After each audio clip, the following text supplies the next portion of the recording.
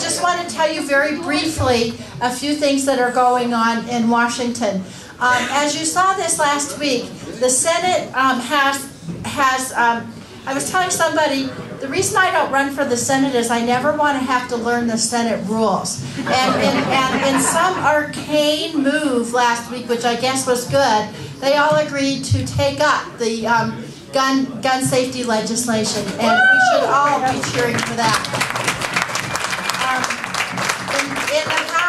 In the House, so what we're sort of doing in the House, as you probably know, I'm part of the team in the House that's working on the gun safety legislation, and along with Congresswoman Carolyn McCarthy, I'm the prime sponsor of the bill that would ban the high-capacity magazines. And I want to tell you, don't worry about some of the things you've seen in the press or on the blogs this last week. I've been working on gun control issues for 20 years. Ever since I was in the legislature, I'm so proud of our legislators who are here tonight. Thank you very much for passing that. I do not want to see it take 20 years in the Congress. And so what we're going to do, we're going to see what the Senate does with the legislation, and then when it gets to the House, we are going to, along with all of you, along with all of our constituents, the people from Columbine, the people from Aurora, the people from Sandy Hook, we are all going to tell them, we're going to tell these Republicans and some Democrats why it is so essential that we have common sense gun safety legislation in this country. And I am not deterred. I just want you to know. The second thing that I'm really excited about working on, I've been working hard on it, is we are also going to pass comprehensive immigration legislation. And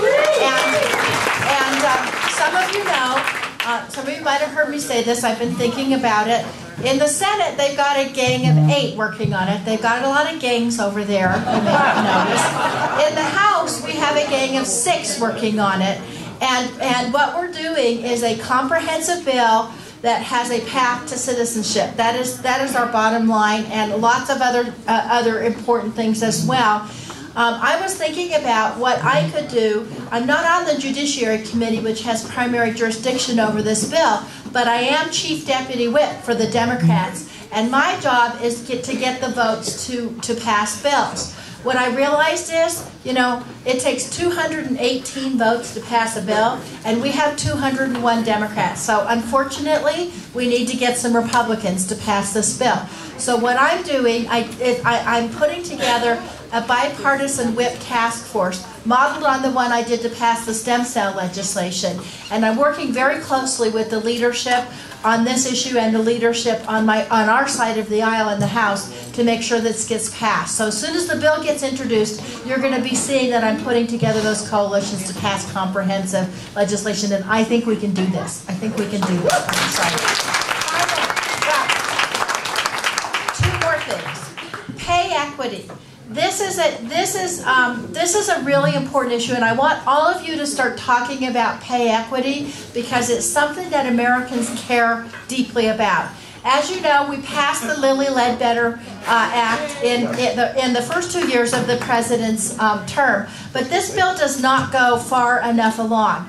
As you might know, women in this country still only earn 77 cents to every dollar that men earn.